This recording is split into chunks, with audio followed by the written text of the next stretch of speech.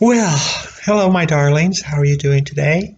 We all keeping our distance. The sun is out. It is shining. Oh my goodness, that's great. Here's selling my book, The Red Bitch's Revenge, thick book.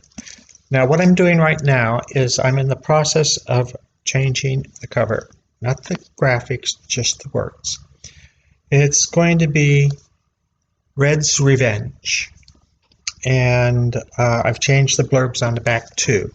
And I've gone through the book as long as I'm making those changes. I'm going to also make correct some of the mistakes and do some of the things inside the book. So I'm doing that. But I was having a discussion last night with a friend about poetry, and and I keep it beside my sofa. I keep this book beside my sofa. This is it. The best loved American poems. I got this book. I stole it from the library uh, when I was in fifth grade. And I remember distinctly going by the library, reading this a couple of times, reading a couple of poems out of it. And then I just took it home, never took it back. I did go back some years later and pay for it, but I didn't give it back to him. The book doesn't have a date in it, but it's in the remembrance of a guy named Alphonse Ochs, Ochs, from 1858, and he died in 1935. So it's after 1935. That's about the best I can tell you. And it's also, when I was looking through here, I have put little pencil marks beside the poems that I was really interested in. And no wonder my poetry, some of it is very dark and things like that. That's one of the things. And so some of the poems in here are pretty unique, and that I marked off that I really liked. And I'd like to read you just a little bit of the beginning of the poem so you can see what I'm talking about. Some of these were really interesting. The first one I'd like to read is called The Hellbound Train. Now, actually, in art school, I was asked to pick a poem and do a painting around that poem, and this is the poem I picked, was The Hellbound Train. And just the first two paragraphs of it, like this, is really neat. A Texas cowboy lay down on a barroom floor, having drunk so much he could drink no more. So he fell asleep in a troubled brain to dream that he rode the hellbound train. The engine with murderous blood was damp, and was brightly lit with a brimstone lamp. An imp for fuel was shoveling bones, while the furnace rang with 1,000 groans. God, doesn't that make you want to read the rest of this thing? That was one of the ones I marked off, and I did a painting on that one. And this one is called Derelict. And this one you've heard because they've turned it into a song. And I'm just going to read you the first paragraph of it. And it goes like this. I love it. 15 men on a dead man's chest. Yo ho ho, and a bottle of rum. Drink and the devil have done with the rest. Yo ho ho, and a bottle of rum. The mate was fixed with a bosun's spike, bosun's brain with a marlin spike, and the cookie's throat was marked belike. It had been gripped by 10 fingers, and there they lay, all good dead men, like break a day in a boozing keg. Yo ho ho, and a bottle of rum. It gets darker from there. I mean, but it's. I always thought it was a song, but it's actually a poem. Now, this time I'm only going to read the two first stanzas of, because this is the poem that when I read it, it was totally fascinating, but I couldn't figure it out. I kept reading it, and I couldn't figure it out. I read it for years, couldn't figure it out.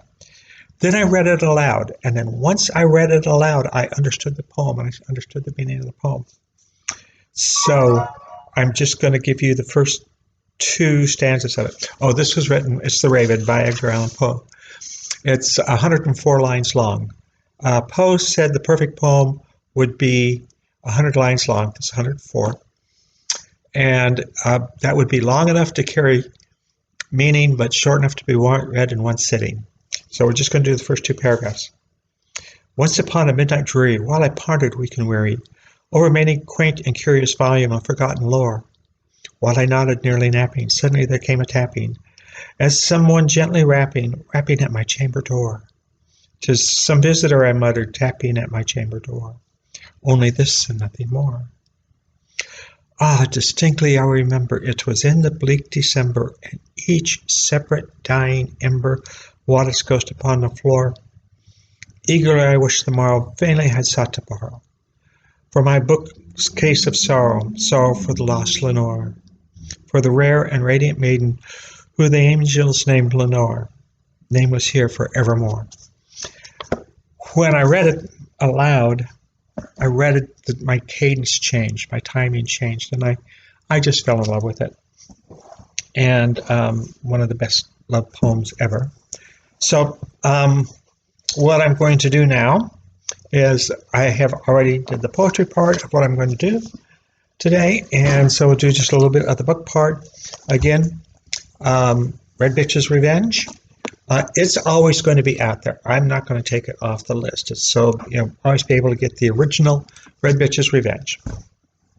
Hopefully sometime soon, working on it day and night, will be Red's Revenge.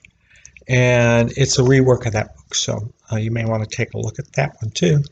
And in previous things I described why I'm changing the title. Also, Jane